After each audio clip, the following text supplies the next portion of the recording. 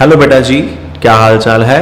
Last video में हमने discuss किया था इलेक्ट्रोस्टैटिक चैप्टर के बारे में। आज हम डिस्कस करेंगे इलेक्ट्रिसिटी चैप्टर के बारे में। तो हम शुरू करते हैं। जो हमारा फर्स्ट आर्टिकल है जिसका नाम है ड्रिफ्ट स्पीड। तो ड्रिफ्ट स्पीड का आपको फॉर्मूला पता है, ठीक है। और ड्रिफ्ट स्पीड के बेसिस पे आपको एमसीक्यू भी आ सकता है। जितने भी इसमें आर्टिकल्स हैं, चाहे करंट का आर्टिकल है जिसका ड्रिफ्ट वेलोसिटी के साथ रिलेशन है, या करंट डेंसिटी का है इलेक्ट्रिक फील्ड के साथ है, या करंट डेंसिटी का ड्रिफ्ट स्पीड के साथ है, या रेजिस्टेंस का रेजिस्टिविटी के साथ है, ठीक है, या रेजिस्टेंस का हमारे पास ऐसा है फॉर्मूला, ठीक है। ये वाला फॉर्मूला हो गया हमारे पास। तो जितने भी फॉर्मूले हैं आपको टिप्स पे याद होने चाहिए। डेफिनेटली इसमें से आपको एक नंबर का एमसीक्यू आएगा।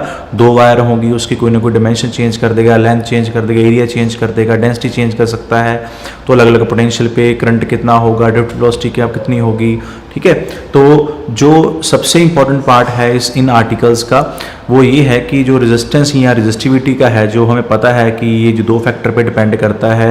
इन केस ऑफ सेमीकंडक्टर या एक फैक्टर पे डिपेंड करता है। इन केस ऑफ कंडक्टर इनके जो ग्राफ हैं टेम्परेचर के साथ रेजिस्टेंस और रेजिस्टिविटी के, ये हर हालत में आपने करने हैं। ये काफ़ी इंपॉर्टेंट है। इसके बाद जो हमारे पास सीरीज़ और पैरेलल कॉम्बिनेशन के जो न्यूमेरिकल है वो इंपॉर्टेंट नहीं है।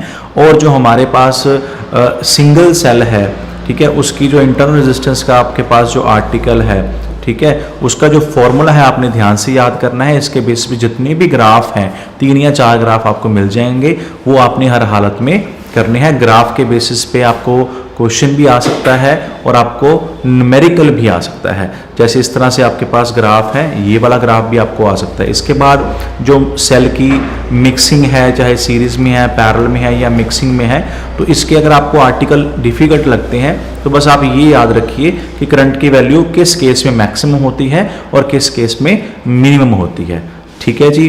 तो इसमें से ज़्यादातर आपको मैक्सिमम 2 नंबर का आर्टिकल आएगा। 3 मार्क का कोई आर्टिकल आने की जो संभावना है वो ऑलमोस्ट 0 है।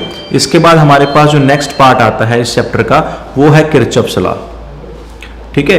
तो किरचॉफ लॉ का जो फर्स्ट लॉ है, सेकंड लॉ है, ठीक है। First law corresponding to which law या second law corresponding to which law, ठीक है। Conservation of charge, conservation of energy, ठीक है, ये आपको याद होने चाहिए। हाँ, कुछ बच्चों को ये हो सकता है कि न्यूमेरिकल डिफिकल्ट लगते हैं, तो आप क्या कर सकते हैं, आप किरचॉफ लॉ की बजाय आप व्हीटस्टोन मीटर ब्रिज के न्यूमेरिकल कर सकते हैं। ये किसी भी हालत में आपने इसके न्यूमेरिकल नहीं छोड़ने हैं, ठीक है। हो सकता है कि किरचॉफ लॉ और मीटर ब्रिज में ऑप्शन आ जाए, ठीक है। तो अगर किरचॉफ लॉ के नहीं होते तो मीटर ब्रिज के करने। अगर आपने पूरे मार्क्स लेने हैं तो आपने कोई भी न्यूमेरिकल इसमें से नहीं छोड़ना। किरचॉफ लॉ के जो डायग्राम बेस्ड न्यूमेरिकल है वो आपने हर हालत में करने हैं, ठीक है। इसके बाद पोटेंशियोमीटर तो हमारे सिलेबस का पार्ट इस बार है ही नहीं, तो इसलिए ये सिलेबस बहुत कम हो जाता है इसमें, ओके। और जो लास्ट पार्ट है इस चैप्टर का जिसमें हमने हीटिंग इफेक्ट ऑफ करंट के बारे में पढ़ा है या पावर के बारे में पढ़ा है, हीटिंग इफेक्ट के बारे में पढ़ा हुआ 10th क्लास का ये पार्ट है आपका सिंपल सा, ठीक है। तो आपको ये जनरल से फॉर्मूले तो आपको याद ही हैं, ठीक है। तो बहुत कम चांसेस हैं कि इसमें से कोई क्वेश्चन आ जाए।